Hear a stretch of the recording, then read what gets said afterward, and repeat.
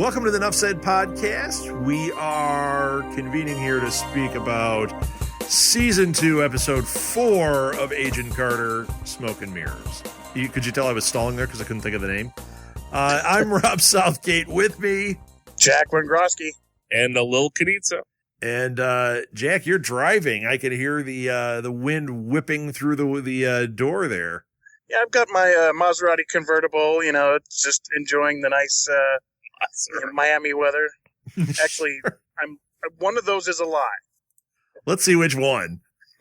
Am I enjoying the nice weather? It's 75 degrees in February, and Yeah, I'm not driving a Maserati convertible. Yes. So, yeah, it's late. So this might be one of these lethargic episodes. I might fall asleep. Hey, I want to jump into something first before we even get into Agent Carter. So, All right. a couple of things. I was playing on Twitter, and I started putting up polls. And I put up a poll about should we see Deadpool and do a special episode about Deadpool, because, we did that when we first started. We did, like when the new movies came out, we did them, and then we stopped mainly because we didn't have time or we were broke or who knows.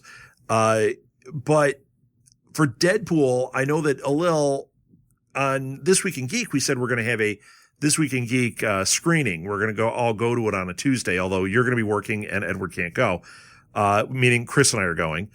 Are you guys interested in doing like a Deadpool discussion? Are you going to be able to see it? Well, I'm going opening night and actually also reviewing it for my podcast, League Geeks. Okay. But I have no problem talking about it again. All right, man. Well, according to the poll, I just put the poll up not even an hour ago, 57 minutes ago. And so far, under heck yeah, 83%. Under no, stick to the MCU. We did have somebody say that. So one person out there doesn't want to hear it. And nobody has voted for us to just watch Fantastic Four instead. So thank God. Shoo! Thank God nobody's said that one. Well, I did a typo. I put so F4 instead with a period after it. It looks very strange. So maybe they just think, what is that? That's all right. Because nobody else saw it. It's like a way of just Four. dodging the Fantastic Four thing. What is Fantastic Four? Was that a movie? Oh, can you call it that? I don't know. I heard it was so bad, I never went to see it. Yeah, well, I told the story about me seeing it. It was not even 3 minutes, and I really wanted to gouge my eyes out. That was awful. That was awful. But don't you you're like a chronic sleeper through a lot of movies, aren't you? This didn't even hold my interest for 3 minutes. Hey, did I tell you guys I made it all the way through Age of Ultron? Yeah, actually you did. I did, I okay. remember that. Yeah, What about Lord of the Rings? I actually- can't imagine you made it through the Lord of the Rings. Not a one of them. No, Jack, I watched the extended edition in the theater of all 3 films. 13 hours, and I never fell asleep. Not even once. I think I got close on the third one. With the 4-hour goodbye segment? Yes. Yeah. No, I stayed through the credits at the end. I just was like, this is fantastic. Wow. So, did you stay awake through this episode of Agent Carter? That's the question I have. Here's my honest thought on this. I have a lot of thoughts on it. I'm still loving the show. Like, it started, I was excited to watch it. I love her. I love, and this one, I really liked the flashback stuff. I thought, finally, they're kind of getting into a story here. But I gotta say, I ended up tweeting during it, and I ended up looking at my phone, because there's just not enough happening. I thought the same thing. It's really good. That they had a little action. I thought they're getting a little silly with Jarvis. It's a little too much comic relief with the fact that he can barely summon enough strength to knock on a door. Yeah, did that seem dumb to you? Yeah. It's bordering on slapstick. Yeah. It's like once again, I think we've got different writers involved, and I really think that they're missing the mark. They're making caricatures of Jarvis and kind of Peggy. Yeah. And I think I know something else that's wrong, because tonight it was very blatant to me, even though I didn't hate it. Okay. It's the California thing. When she had Like the red glasses on and everything, and I'm watching that, and all of a sudden I'm thinking, this seems really like out of place and very obvious. Hey, we can save on budget if we just film outside in California. You know, a little bit. I kind of like I like the storyline. I like the fact that they're out there and they're kind of tying in with kind of post World War II research and some of these things. But I don't know, like, it was almost like they did a reboot. Like, we got the whole, like, her whole history again, like, from a different perspective. Well, like, you know what? We never saw young Peggy before. Yeah. But Alil, you're deep on this stuff. Did it seem weird to you that the timeline of her with the wedding, and then when you think of it in perspective with Captain America? Because she's awfully strong by the time she's in Captain America. How many years difference can that really be? Yeah, there was a lot that bothered me with all that. Like, well, I want to first start with, before we get into that, I don't think they needed this for Peggy Carter. We already have a backstory on a character. We don't need to be now shown these flashbacks of why she got into the. Yeah, right. I don't need to know that her brother passed and how close she was. You already got that she was already a different type of woman during a different era. I don't need to know this. To me, this was half the reason why they were doing this is they were trying to play off on the differences in the upbringing between her and Whitney Frost. Did not like that. Yeah, it was supposed to be a contrast there, but did you notice they didn't go back to the Whitney Frost stuff as much as the Agent Carter, or at least it didn't feel that way. Right. So I kind of forgot they were doing Whitney's backstory. Yeah. Well, I mean, we don't really need that much of hers. I think we got enough. And I think it was that, that typical, every time a new Spider-Man thing came out, it was always a reboot and a restart. And I think these writers are from that school. And I think it would have been okay if we had a full season of episodes. Like, if I had from now until summer, okay, and then, your 8 episodes or whatever, and then they break for 3 or 4 months, and then you get the other 8 or whatever it is. And okay, you've got pacing, you've got to get all the way to 23. We don't have till 23. No, we've only got 10. Yeah. And I think the pacing's off. And I think everything is great, but I think they're pacing for 23 and not 10 to me. Yeah. Like, but then by the end, like, the stuff with Frost, I mean, that was something happened. I was like, hey, this is cool. She absorbed that guy. And I thought all of that was pretty cool. And I did like the interrogation scene. Yeah. And Peggy was Peggy again in that. That was the best part of that. She was back to being that character. Yeah, but it was for 5 minutes. You know what? Right. It more to me annoyed me because it was only for 5 minutes. Like, I would rather see, which they're setting up, between her and Red. I mean, that's kind of where it's going, right. Them down. It just seemed like, Jack, you're right. It is the pace. They're making this super episodic when they shouldn't. They should be giving us what we want so we keep falling in love with a short series.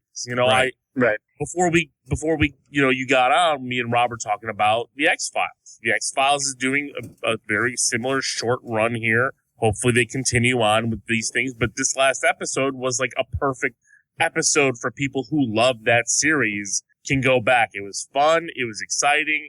It didn't really do plot. It was a standalone. It was a fluff episode for a micro series, but it was fun. It was like a micro series within a micro series. Like, boom, one self-contained thing. It was great. It was like a love letter. Yeah, Whereas cool. here, it feels like 10 episodes, and they're stretching it across 10 episodes. This is like a 2-episode show. Yeah. But at the same time, I think I just want it to be so good because I like so many aspects of it. I think, unfortunately, if it is, I don't know much about the writers, and I think once they kind of get going, it'll get a little better. Much like I think I said this last time about Agents of S.H.I.E.L.D. It took a while to kind of get that groove. Unfortunately, this show already had a groove, and but it's enjoyable. The interplay. I like the fact that that she's been flirting a bunch with the Invisible Man. Although the fact that her and Sousa are this kind of almost ran thing is kind of getting annoying. Yeah. You know what? This is another point that I was thinking about tonight. And I'm torn because I'm actually liking, this time I actually liked what was happening with Frost. Okay. Yeah. Whereas in the other ones, I thought, okay, we've got, we're getting another super powered type thing here, and that doesn't feel true to the series. This, I could kind of buy. I'm having a harder time buying our invisible guy. I'm having a harder time buying that whole thing. And tonight it just seemed a little like, once again, like comic relief, where I'm like, okay, why are we having these characters? Why are we doing this? Why aren't we just getting a hard-boiled, like, that was the corner of the universe I thought we were getting. Kind of a hard-boiled, noirish Marvel story. Right. You've got the Invisible Man who's locked into this quantum whatever, and all he does is sit and write on the chalkboard and flirt with Agent Carter, and then they talk about not being able to feel, and that she like literally is biting her lip, going, you know what she's thinking. Yeah. She's thinking, if this guy, wasn't was in this universe, there'd be a different kind of scene happening right now. Yeah. But it takes bow chicka bow bow, and it takes away from this kind of show, I think. Yeah. Once again, I think that's where we're missing the mark is the California thing. Something's wrong there for me. And the fact that it's not just like a detective show that had, okay, tonight when I was doing all this tweeting and stuff, right? Yeah. I was going through and I was finding all these great pictures of Agent Carter that I was tweeting out. And I was like, hey, these are cool. And then I realized everything that was cool was from last season. All those, shots of her in the red hat and the poses and her like fighting. And I was like, oh, this stuff is all awesome. And it had a grittier look to it. And I'm not saying like Dark Knight gritty, but it needs to be in that. It's like the Netflix stuff is contained in a certain part of the Marvel universe now. Right. They always say the street level characters. Okay.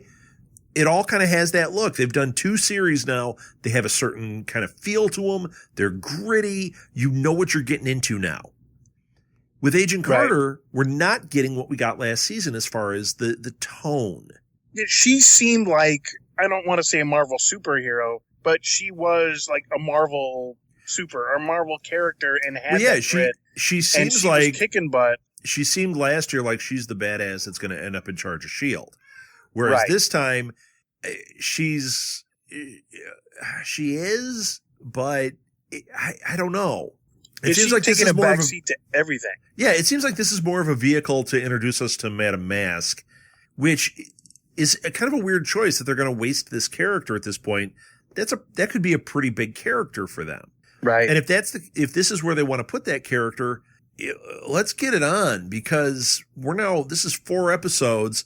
We finally got some momentum there, or some movement with it, not momentum, but I'm afraid we're not going to see that gold mask go on until the last episode, if even then. Right. And then what? Are you going to save it for like a whole other year before you resolve the story? Well, that's the thing. I'm nervous that other people are feeling the way we are. I want this show to get picked up. It's a sophomore slump. I think it's worth way too much. It's too good to dump, but I'm afraid it could get dumped. I mean, yeah, Disney owns ABC and there's no reason for them to dump it. But they've got so many other things in the works now that maybe this would go away, which would be unfortunate. I'd rather see this than see the Mockingbird series or that comedy, even though I have a feeling we're going to like those too. Yeah, if it peters out. I want to see that Mockingbird series. Take back what I said. I want to see Mockingbird. I love her. That could very well be that they could say that's what's going to take that slot because you guys aren't hitting it out of the park. But I think the Madame Mask thing, when she revealed it, that her power to her husband, and just she knew she had that power, and she spent the entire time like trying to figure out what was going on with her face, and it was like, you know what? I can absorb this guy. I can make this problem go away, and yeah, it's going to jack my face up. And that was the whole big setup of how important her face was. Right. She was going to be on Time Magazine. The whole upbringing with her kid, her stepmom, or whatever that was supposed to be, was you're not going to be anything more than your face. And she just fully accepted the fact that her power is going to cost her that. And man, she just went on full force, and she turns to her husband, who's the future president of the United States, and said, do whatever I want to do. That was awesome. Yeah. Well, that's the other thing. They showed us those the gold actor masks again. So I mean, they're telegraphing what's going on so strong. Do you think there's any chance that that's not who she is? That they're playing a game with us? I think the only other option is she either gets sucked into the dimension or something happens. She gets killed or she gets cured. But I just don't see those as viable options. I think she's going to end up morphing into whatever it is in her. I forgot what they called it. The zero. Yeah, zero punk. And I think it's going to be where it's going to transcend the character, where they can use her again. Like with Dottie. I mean, Dottie, survived season 1. Right. And we don't know where she's at now. I mean, she's if we don't get a season 3, we're never going to find out. Right. I'm not saying it's the end of the world, but the pace this is going, I don't see us getting a season 3. Right. I agree. And it sucks because I do want it to continue. I like this show. And it's not even that I'm not liking it this season. I'm not dreading it. I'm excited when it comes on. I'm like, all right, here we go. But by the end, I'm looking at my phone. Yeah. Even my daughter likes watching. I mean, we watch it, the next day. Yeah, Molly likes it too. And my oldest, she loves watching it, and she's interested in it. Because she watched part of it yesterday. Yesterday, where I couldn't because I was ill. And she was explaining what was going on to me. She's like, "Oh, this is where the bad girl, blah blah blah." And I'm like, "This is hilarious," but it's cool, and that's why I want them to keep it because they need more of this. Yeah, we do. But something just occurred to me, and both of you almost confirmed it. I wonder if they switched the market position on this show. Like before, it was to the Marvel, to the older guys that are into Marvel, and they said, you know what? This is a Disney thing. This is a perfect thing for the younger kids. And what we're seeing is the Disneyfication of this to make it to a younger audience.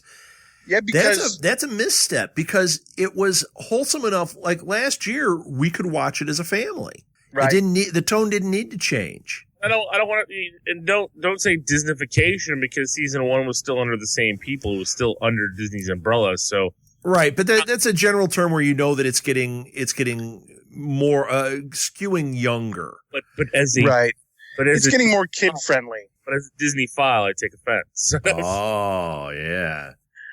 No, but you know what, Jack? You might be right. I mean, we do have a show, Supergirl, right now, which I think really teeters on to that younger female demographic. And maybe Molly loves that one too. And Mia and Ava, my daughters, love it as well. So, which I love it too, but and that's different reasons. That could be driving the market because hey, she's going to be at S2e4, by the way. I know she is. I'm being the girls. All right. So that could be where it's headed because if you can market it to the younger kids, then that drives sales, that drives comics, that drives the little figurines. Not if it gets canceled. Yeah, but you know what? Here's the thing, though. With that, Jack, they're not selling anything with Agent Carter on it. You know what I mean? Like Supergirl, eventually they'll have figures because that's just what they do. And you can go and find Supergirl figures. I can't find it except for a Funko Pop. Except for that Funko Pop. That's it. Yeah, there's nothing Peggy Carter. I mean, so if they were headed that way, I think you would see merchandise. You would see like girl shirts and like they have Star Wars now. I mean, you go to the Star Wars section at some of these clothing stores, in the girls section, they have tons of Star Wars stuff. And it's, right. If I saw Agent Carter on a t-shirt, I would be like, ding, ding, ding, ding. Yep. Jack is 100% here. I just don't know. I think maybe they're right now in between and lost and don't know which way they should go, because we're just getting, it's weird tones back and forth, because they want to give us the strong women, and then they're giving us, like you said, Peggy sitting there looking at him with a quivering lip, and I'm like, yeah, right. That's not Peggy. No. I mean, how long did it take before she got a quivering lip over Captain America? And he had a lot more going on than this guy. Right. Yeah, it's kind of baffling, but at the same time, you want to like it. It's enjoyable. I think that's kind of where we have to leave it. I think it's that conundrum of, like, I'm enjoying it, but really, what are they doing with it? Instead of being excited for the next episode, I'm biting my nails going, God, I hope it gets better. I thought you were going to bite your lip. Yeah, my quivering lip. Oh, Jack's biting his quivering lip? Well, Jack. Somebody's hot for the scientist. Only if it were Halle Berry. That's true. Yeah. The So, good old days. was there any? Let's take a different approach. What did you guys think? I mean, were there any standout moments? Are there anything that you think of that you're like, you know what, this was really cool? Like you mentioned one, Jack. You thought that something was cool. I forget what. Got buried in all this. Well, welcome to when the they old man finally club where we established- complain about everything. When they finally established, I'm just gonna call her Madame Mask. I'm just gonna go there. When she established her power, yeah, and it came out of the closet, and bam, she's using it. Her husband is like quivering in the corner, quivering lip. Yeah, at the end of this, yeah, that's where all of a sudden it was like, oh, hey, this is cool. Right. So if they go with that, and okay, we've got a mystery. We've got, because science guy, he's seeing that zero gravity thing inside the chalkboard. He's being kind of pulled towards it. He's got a lot of things going that we haven't seen yet. Now they need to launch. I think they're going to launch him. Something's going to happen next time. And now Madame Mask is, I think she's going full force. And okay, now you've got mysteries and things going on that, if they really get on top of it, the next episode, I think will be killing. All right, I hope so. It's a good setup. It just took too long to get here. This should have all kind of been there by the end of the first episode. Right. But it's got, I don't know. They've had that still story with Sousa. They should have kept him in New York, because if they had kept him in New York, you would still have the Dottie threat. Like the things that were established last season would still be brewing around her. It's like last season was inconsequential. They got rid of it in the beginning of this episode. Do you think? This season. Because Peggy's not going to stay out there. This is going to be over soon. And with the head guy rating his, obviously their boss is plugged into the Council of Nine, or where the Hydra group. Because you mean Red? He's playing ball with the big boys. I think this could be the end of Sousa's command. I think it'd be a good time to say, you know what, you're no longer in charge of this office. You tried to help Peggy, and we're sending you back to New York. Do you see that happening at all, or I hope. Am I just? I think that's what's going to happen. I don't. Here's the thing, because I think I was wrong too in thinking this. Like we think that Peggy is going to take down Red and the Council of Nine, when we think that this council is, part of, or an allegiance of, or an evolution of Hydra. Right. And we know Hydra infiltrated S.H.I.E.L.D. and has been around and never really went away. And this is one of their forms after World War II. Right. So Peggy, in a sense, doesn't win. I don't know where they're going to go with this now. And I'm looking at this. You're talking about Susan going back to New York, and maybe, but what would that really do except just reset the background to New York? And is that what we need? Is that I think it is, but I see your point. And really, things can't be resolved. She can't resolve these 9. things can't be resolved because they have to lead to something that we've seen much later. It's like they've written themselves into the prequel problem. Yeah. I don't think it's a huge problem because I don't think, like you say, the Council of Nine is either their version of Hydra or some Hydra faction. I do see that Peggy is going to beat Red. That, within the system itself, that their hold over him has to go away, because otherwise there's no way she's going to progress to the head of S.H.I.E.L.D. Yeah. Not as long as Red is around. And I think he's that big bad, the cop show where, the bad cop and IED, eventually figures it out. I think that's where he's going to go. I think he's the disposable character in this. So, all right, we go back to what I had asked, Alil. Was there something you liked in this episode? I mean, outside of what we've already talked about, no. I mean, what we talked about the scene where they kidnapped the one guy and Peggy was Peggy for 5 minutes. Like that, like the scene, because I didn't like any of the flashback stuff. I didn't care for that. I'm telling you, this episode, after I finished it, I was really disappointed. Yeah. Well, see, you know what? I disagree though. See, because I did kind of like the flashback stuff. I didn't love it. I'll tell you where the Peggy stuff, when she was a little girl, I kind of liked that. I thought that was kind of cool, showing her at that age. When she hit teenage, I lost interest really fast. And then when she was getting married, I was like, what the hell is going on here?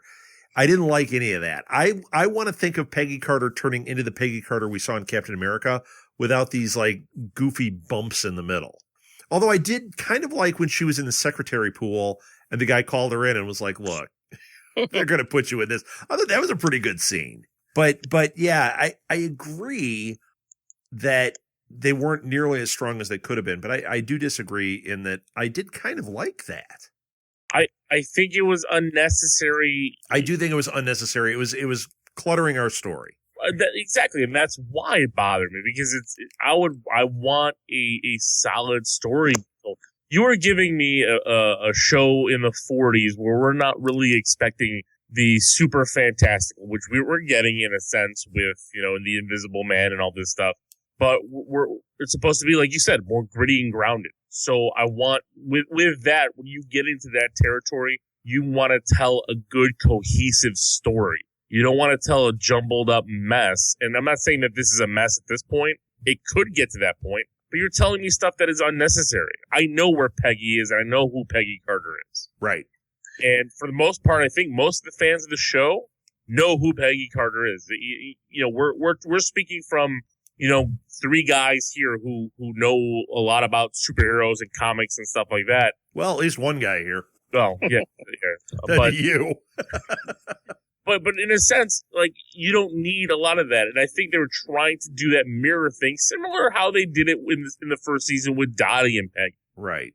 We don't need to keep doing that. And it was way better then.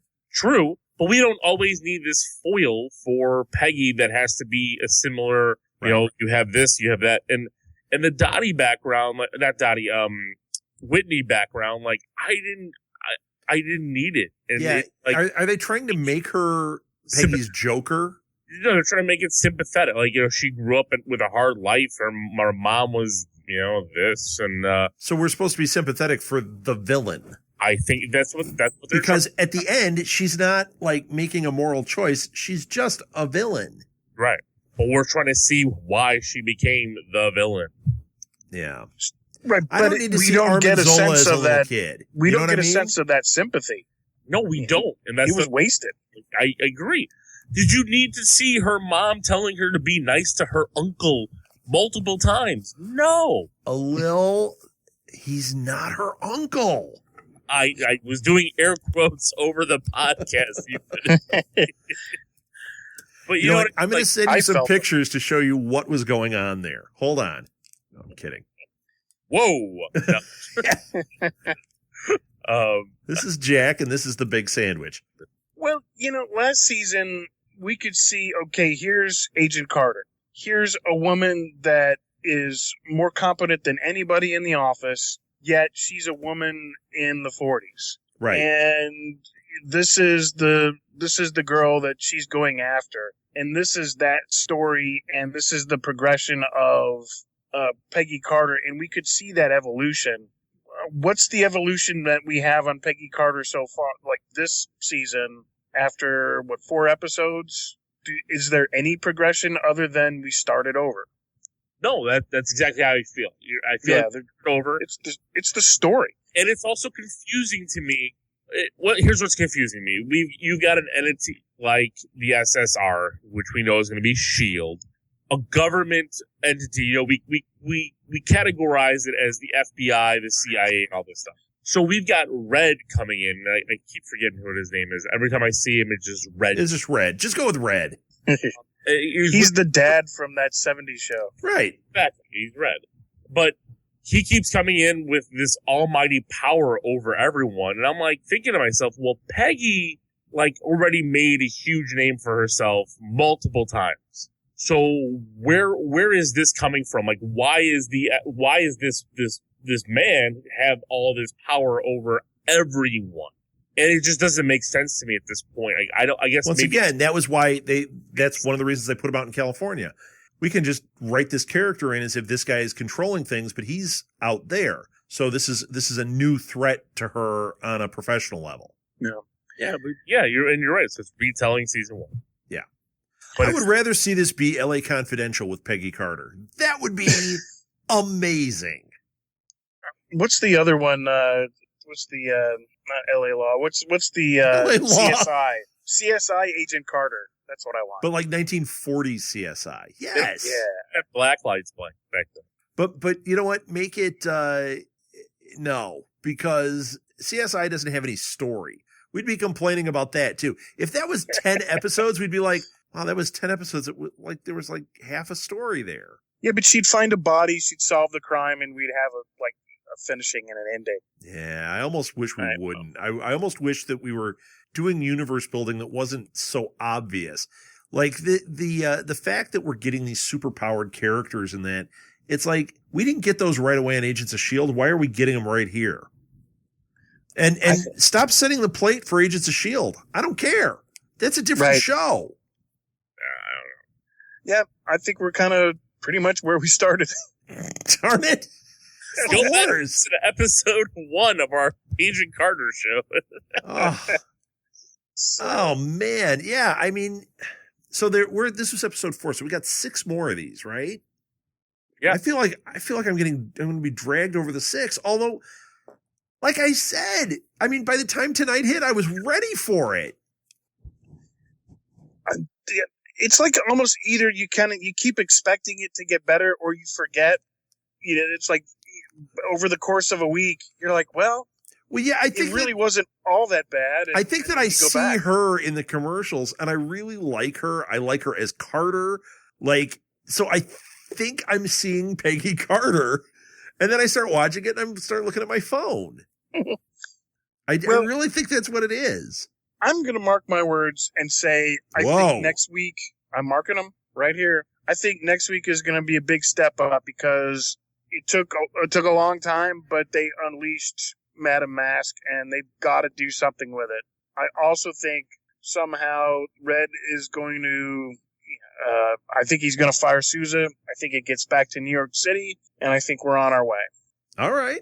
Alil, do you have hope or are you like? I hope he's right.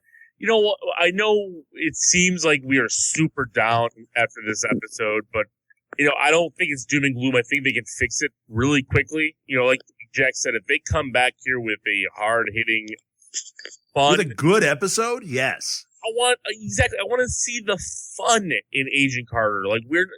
And not the slapsticky Jarvis falls asleep fun. That's not fun. I didn't need that at all. That's not Jarvelous. No, I want to see him working stuff, but quietly behind the scenes, like the competent butler that Jarvis is. Well, I want to see him be her partner and not a gag man. And that's really all they're doing.